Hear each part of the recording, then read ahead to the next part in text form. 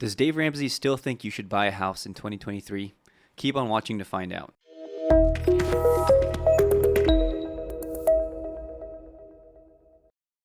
Hey, and welcome to Fountain City. My name is Jaylenn.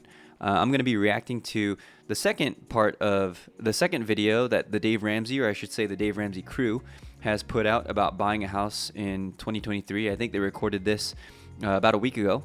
And so I'm going to try to contextualize this for Kansas City. If you're trying to buy in Kansas City, I'm trying to give you a good sense of, would this advice work here? Is this good advice? So let's start watching.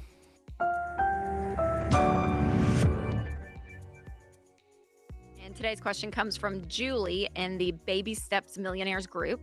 I'm saving 20% down to buy a house in 2023, but this mortgage rates keep me worried. Are we really going to buy at 6 to 7% rate next year? People's incomes are not growing as much. What are your thoughts? It will take longer to save money for a down payment. Yeah, and it is hard. I mean, if you're seeing increases of interest rates and that the price of housing has kind of, I feel like It's definitely cooled off. steadied. Yes. Hasn't been increasing at the same rate. No, but the interest rate is having people worried. And so, Julie, I mean, just looking at the math, we always talk about a down payment of. Now, remember, one of the things that we have to consider is that they're not specifically talking about Kansas City, which is why I'm trying to contextualize their advice. They're talking nationwide. So the price of housing in Kansas City has definitely cooled off in comparison to last year. However, in Kansas City, there's still a pretty strong market. And if you want to know more about the market, I do a market update every month. Here's a link to my last one that I did for March, and I'll be doing one for April very soon. But the price of depending on where you're buying in Kansas City, I would say the Kansas City housing market is still going strong. It's still a very strong seller's market rather than a strong buyer's market. 10 to 20%. So even if you wanted to get into the housing market faster, you could just save up 10%. 20 is obviously a wonderful goal, but the 10% would work. But just making sure that your mortgage payment is no more than 25% of your take-home pay. That's in my last Ramsey reaction video, I reacted a little bit to what he said about the 25% of your take-home pay, and you can go ahead and watch that one if you're interested in what. And if you were making, I think I went through like the median income in Kansas City and how much house you could afford if you took his 20% down, 25% of your income rule towards your mortgage.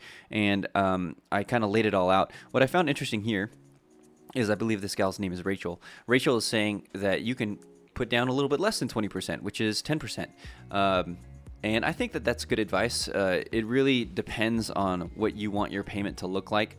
The difference between 10 and 20%, to be honest with you, is not really going to affect your payment all that much, because if you remember, that difference is spread out over over a 30-year period, or in this case, a 15-year period if you're going with the Ramsey model. However, the biggest difference between 10 and 20% is going to be your PMI, which is private mortgage insurance. And in the last video, I laid it out, but I'll lay it out in this video too. The reason people hate private mortgage insurance is it is an extra fee that the lender charges you in order to insure them in case you default. So it really is to protect the lender. However, you're the one paying it, which is why nobody really likes to pay it. It's an extra fee, and it depends on how big of a loan you're taking out. So if you bought a house for $500,000, your PMI would be much larger than if you bought a house for $100,000. And so the more house that you buy, the more PMI that you pay if you put less than 20% down. big part of this equation. And again, a lot of people fight us on that because it's very conservative. But here's the deal. Like, if half of your income is going to a mortgage payment, you're not going to have a lot of money to go and enjoy and to invest and to save for your kids' college and to put extra on the house to pay it down. I mean, it just limits your ability. So we don't want your house, your mortgage payment, to eat up so much of your income. So and she's right there too. I think that that's also good advice. You don't want your mortgage payment to be a huge expense so that you can't live the rest of your life. However, I think she's a little bit over-exaggerating, slightly over-exaggerating. I think that there are a lot of lenders that will not allow you to have a mortgage payment larger than half of your income. So let me just give you an example. If you made $1,000 a month, I'm just going to take this as a very simple example. If you made $1,000 a month, would your lender allow you to take out a mortgage payment that would be $900 a month? They wouldn't do that because they would know that you have food, you have gas, you have transportation expenses, you have recreational expenses that are going to all eat away at that $1,000 a month. so that you can't spend $900 a month on your house, on your income. And so to protect themselves, the lenders are just not going to allow that. Now, they might allow a mortgage payment of up to 50%, but that depends lender per lender. I've put the names of 2 trusted lenders that I know. If you do want to have that discussion within the KC metro area, I put them both in the description. So go ahead and reach out to them if you have a question of how much you'd be allowed to borrow. But I would say that, again, lenders are going to protect themselves. They're not going to give you a loan that they're not sure that you can pay back, because remember, they're putting out all that money, and if they are not sure that you're going to be able to pay them back, they're not going to let you borrow. That's the conservative approach that we take. But honestly, it works. And we just took a call earlier from a guy who could be looking at foreclosure because they got in a house a little too soon. The payment's a little too much. And so walking to this really peacefully with some wisdom, even though it hurts because you're looking at these interest rates and you're going, well, even if the prices stay.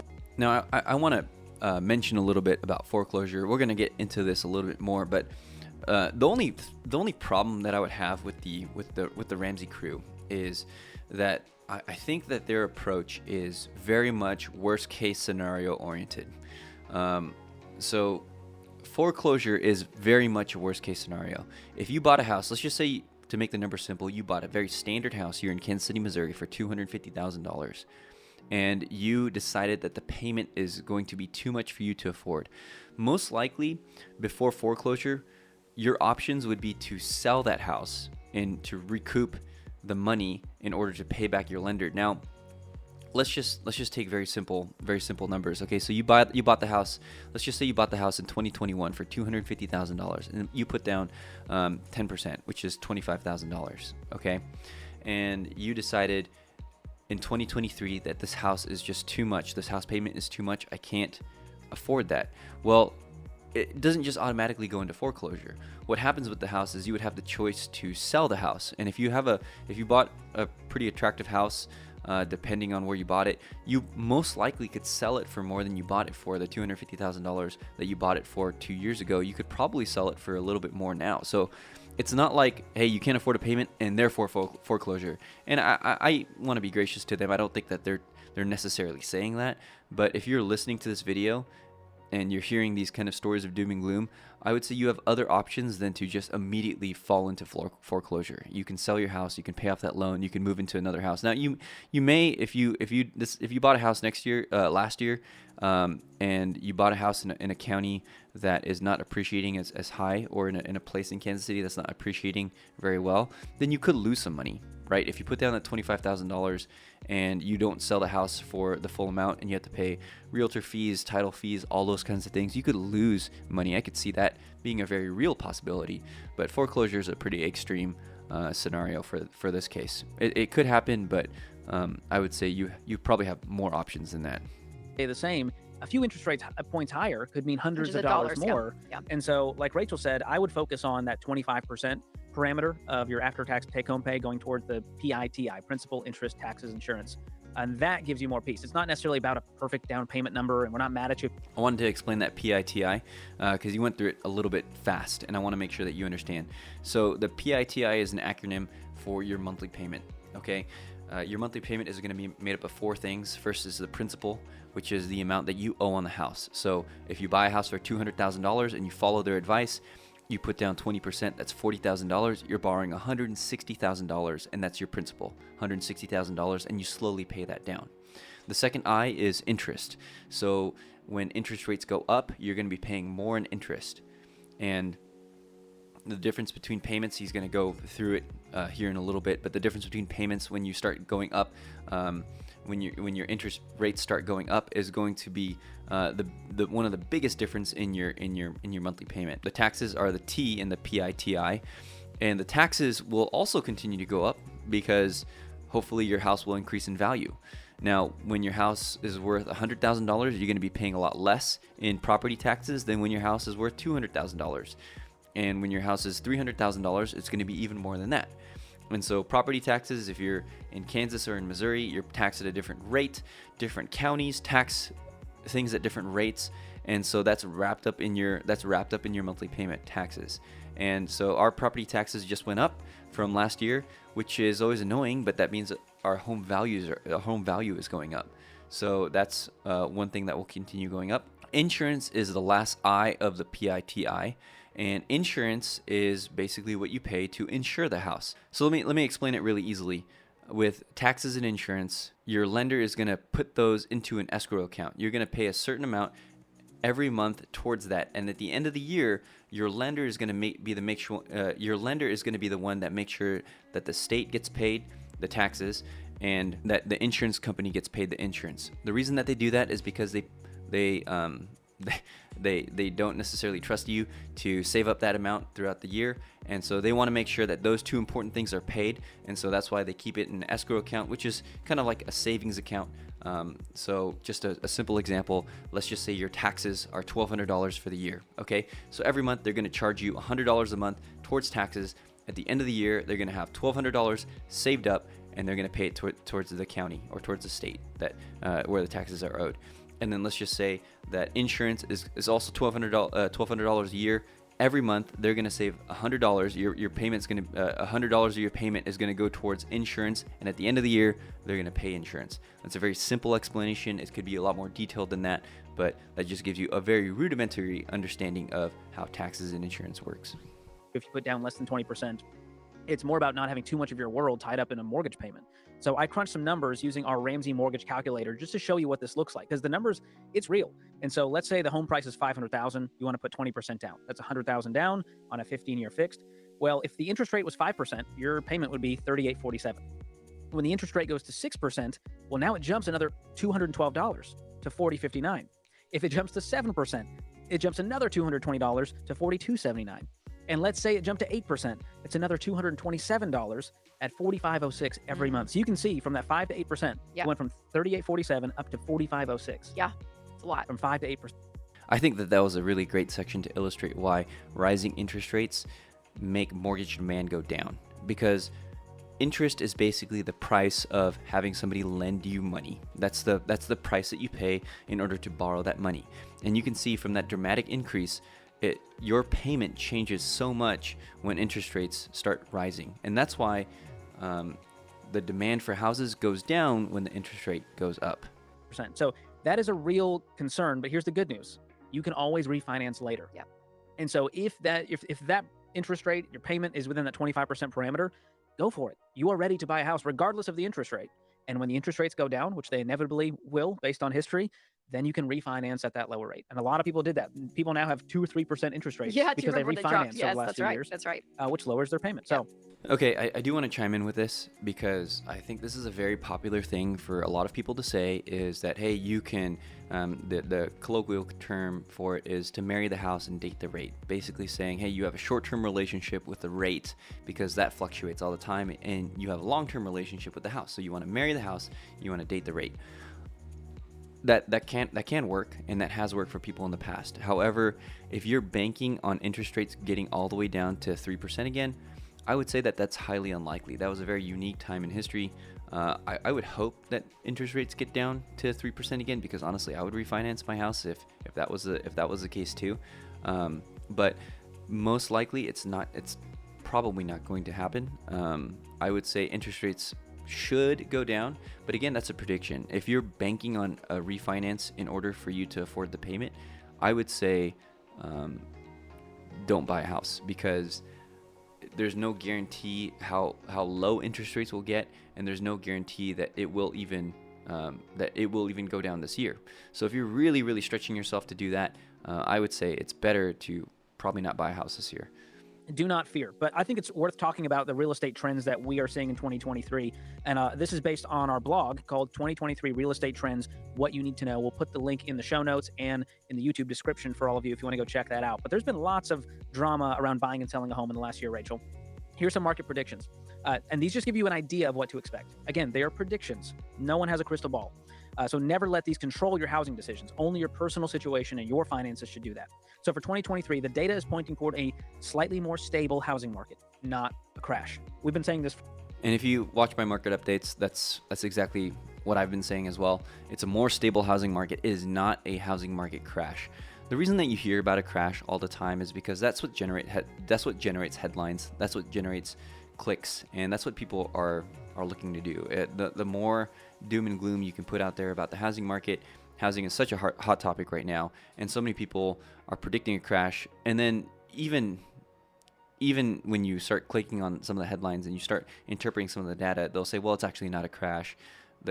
The housing market headline is an article might be titled "Housing Market Crash," and you kind of click on it and you start reading it and you say, well, housing has decreased by 1% or 2% or something like that, and that's not a housing market crash. That's just clickbait for you to click through, and then because it's not as exciting to say the housing market slowly settles, or the housing market has been coming for a soft landing. Those things are not as clickable as housing market crash. And if you're just reading the headlines and you're not digging deeper into the data, then you might not actually know what's going on. For I feel like a year now since our real estate live stream. Because for a while it was the housing prices were going crazy, and there was like 42 offers on any house that was for sale in a moment, and people thought, oh my gosh, this is turning into a bubble. And now it's the interest rates that have people panicking. That's right. And this is all because home prices are only driven by the law of supply and demand. So when demand is greater than supply, home prices don't tumble. So today, here's the stats. There's still a shortage of homes for sale and lots of buyer demand. That is why home prices are still going up. But they're just... And that's exactly the same thing that's happening in the KC metro area as well. There is a tremendous amount of demand, but there's just not enough supply. There's not enough homes to meet that demand. There's so many people who want to buy a home. And who are these people? These are millennials like myself, people who are in between, I think that it's the ages of like early 20s to early 40s. So that's our generation. And we are looking to buy our first home. There's 70 million of us across the United States. And there's a good deal here in Kansas City because it's an attractive area to raise a family. It's an attractive area to buy your first home. The cost of living is still pretty low. And because of all this, throughout the KC Metro, supply for housing is still very high. And there aren't enough houses on the market to meet that demand. There are so many people who want houses that can't get houses. And so that's exactly what's happening here in the metro area. It's going up at a slower rate. So leading into 2023, the median home price reached over $366,000. And that's only up 2.3% compared to a year ago. Yeah, and that growth, it can have people panicking, and it is. But listen, again, the housing market is not going to crash. So calm down. And it still marks 130 consecutive months. That's over a decade of year-over-year increases, which is the longest running streak on They should win a Guinness Book of World Record for that. That's it. I know. So again, it's not going to crash. And Freddie Mac actually predicts overall home price growth in 2023 will drop by 0.2%. 0.2. Yes, just barely. Drop that is small, nothing to worry about. And again, it's not a sign that the market is going to crash. So again, calmer prices is directly related to supply and demand. And again, historically speaking, there are more homes for sale than people wanting to buy. And so that's the great thing. Or I'm sorry, more buyers out there. It's been trailing behind them. That's right. Yep. So we're seeing a slight uptick in supply and the reason that there's an uptick in supply is, like I said before, it's tied to the interest rate. As the interest rate goes up, then there are less buyers for that home. The way to illustrate this is if you take a home that's listed for $300,000. Well, when interest rates were 3%, let's just say there were 10 buyers for that home, okay? But let's just say 5 of those buyers are only buying at $300,000 because they can afford it because of the interest rate. Now, when the interest rate goes up to 7%, which is kind of where it's hovering right now for a conventional loan, it's about 7%. When that interest rate more than doubles, then those 5 buyers are out. And that leaves the other 5 buyers who could afford that payment still at 7%. The start of 2023 housing inventory was up 10.2% year over year. And while that's still lower than it was before the pandemic, buyers should have more options than they did the past few years. So again, looking at buyer demand, last year, the average mortgage rate increased several months in a row, which lowered. So I found it interesting that she said that the inventory has only increased about 10%. I don't know where she's getting that statistic from. Maybe that's a nationwide statistic. In the KC metro area, inventory, if you look at overall in the Heartland MLS, which is a measurement of all the houses in the Kansas City metro area, the latest statistics have shown an increase of about 30%, which is a huge increase of inventory. And you might think, well, that means that there's so much inventory out there. That's actually not the case because we're coming from historic lows. back in 2022, when they kind of compare it to this time last year, 2021 and 2022 were historically low years of housing inventory. And now that it's moving a little bit towards normalcy, that's still not a balanced market. If you look at the KC Metro stats for the latest data, supply is only at around a month and a half. A balanced market is 6 months. So you think about it, an increase of 30% gets us to 1.4 months of supply, which is still really far away from a balanced market where buyers and sellers are kind of on even playing field of 6 months. So when supply reaches about 6 months, that's a balanced market. It's increased 30% and it's still only at 1.4 months. So you can see that's pretty wild how low inventory was in 2021 and in 2022. Demand a bit. Again, people weren't going out and rushing to buy homes as the interest rates kind of ticked up, which made it affordable for other people because you could actually go and negotiate the price, which is great. But in January, mortgage rates dropped to the lowest that they've been since September of 2022. And Freddie Mac forecasts rates to stay pretty steady over the rest of this year. So some buyers who held off their plans because of rising rates last year are likely to return to the market in 2023. Oof. So those buyers are definitely going to be coming back to the market, but they're not going to be coming back to the market at the same price point. If you think about it, when somebody was buying a house for $250,000 when mortgage rates were at 3%, and they still are looking for a house, but mortgage rates are now at 7%, what's going to have to change? Well, their price point is going to have to change. The person who is qualified to buy a house for $250,000 at 3% last year is not going to have the same qualification rate if they're trying to keep their payment the same. So the person who's looking at $250,000 they're probably looking at like $175,000 right now, just because the interest rate has increased so much. in other words, what we're seeing here is supply is starting to meet in the middle with demand, but we still got a ways to go. So the bottom line, we won't see home prices plummet or spike in 2023, and the market should feel steadier. I think that's good news. So never sit and wait for home prices or mortgage rates to drop. That's like timing the stock market. We would never tell you to do that. It's impossible to time the market. So if you're in good shape financially, don't wait to pull the trigger. Don't wait on the interest rates to be the perfect interest rate. It's not going to do that. You can always refinance if the rates go down. And that is true. That is really sound advice. It kind of goes back to that one proverb that says, the best time to plant a tree was 20 years ago. The second best time is now. Investing in home is usually a really good investment for you, your family, because you're going to need to spend for housing anyway. And if you are in a good financial situation to buy, where you don't have to stretch yourself, where you don't have to do anything crazy to take out a mortgage, where you know that you're going to be able to afford that payment, then yeah, now is still a really, really good time to buy. If you're looking to buy a house in the Kansas City metro area, then I would love to help you. I'm a real estate agent. I make these videos to educate people and to make people aware of how great of a place Kansas City is, and that's why I run Fountain City.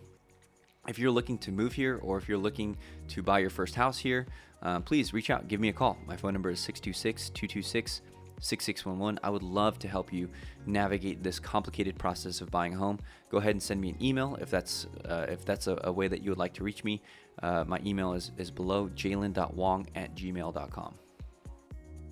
So here's how you know if you're in a good place. You're debt-free, no consumer debt whatsoever. You have a fully funded emergency fund of 3 to 6 months of expenses, and then you have that down payment to where the mortgage payment won't eat up more than 25% of your monthly take-home pay on a 15-year fixed-rate mortgage. And that is some of our most controversial advice right now. I mean, every time we say 15-year, they're like, these guys are 25, these guys are crazy. And I'm like, you know what's crazy? Foreclosing on a home at 26 because you felt pressured to jump into it. To go and buy. Well, This is probably the thing I disagree with them the most. Yes, 15-year mortgages are great. And you actually get one of the things they didn't mention is that you get a lower interest rate with a 15-year mortgage than you do a 30-year mortgage. Okay? However, if you're gonna take the same approach that they have, to have no consumer debt and to have no student loans before you buy a house, then I think whether you go with a 15 or 30-year mortgage, I think you're gonna be okay. Now, obviously, you can't predict what life is going to throw at you, whether you have loss of job, loss of income. All of those things are unpredictable, and all of those things are highly personal. However, the way they're kind of framing it is, if you don't take a 15-year mortgage, then you're going to foreclose on a house. Again, going back to the fact that foreclosure is like a worst case scenario. There's really only a few scenarios in which you would have to foreclose on a house. I don't think you're going to foreclose on a I don't think you're going to foreclose on your house at 26 because you got into a 30-year mortgage. That's just not the case. But one of the things that Ramsey does, and this is their philosophy, this is their approach, and they're consistent throughout, whether it's Dave Ramsey or whether it's these other folks talking, is they're always talking about what could happen in worst case scenario. And there's a validity to that if you want to couch against worst case scenario. And I think they're going to talk a little bit about the anxiety that saves you. I think there's a certain validity to that, but just know that because you get a 30-year mortgage, you're not going to foreclose at 26. And the biggest thing too, I think, is yes, you don't want a massive mortgage payment eating up your income, because you want to be able to do other things like fund retirement, enjoy your life, do other things with your money than just pay a mortgage payment. But also, it is being debt free and having an emergency fund in place. Please have savings in the bank when you go to buy a home. I mean, home ownership, it's expensive. Things break, things happen, and when you don't have money, it turns everything into a crisis. I mean, I 100% agree with her here. I know that there are people who say, hey, I have $5,000 in the bank, I can afford the down payment, or I have $10,000 in the bank, I can afford the down payment, let's go ahead and pull the trigger on the home. You will have things that when you buy the home, you're gonna not expect. Every time that we've bought a home, we've had to pay out a few $1,000s after we closed. At our old house, it was the electrical panel. It went out, things started flipping off at random times, $2,500 to replace that electrical panel, likely more now because of inflation. At this house, the heater wasn't working. Had to have an HVAC technician come out. The dishwasher broke. That's another $700 out the door. There's always little things like that come with home ownership.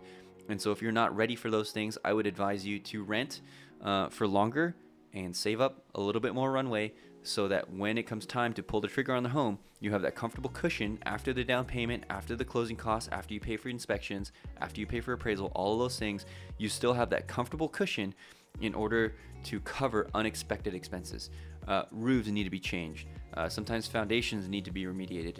All of those things kind of goes back to knowing the process, knowing exactly what you're getting into, and then having a cushion so that you can continue to pay for those repairs as they come up.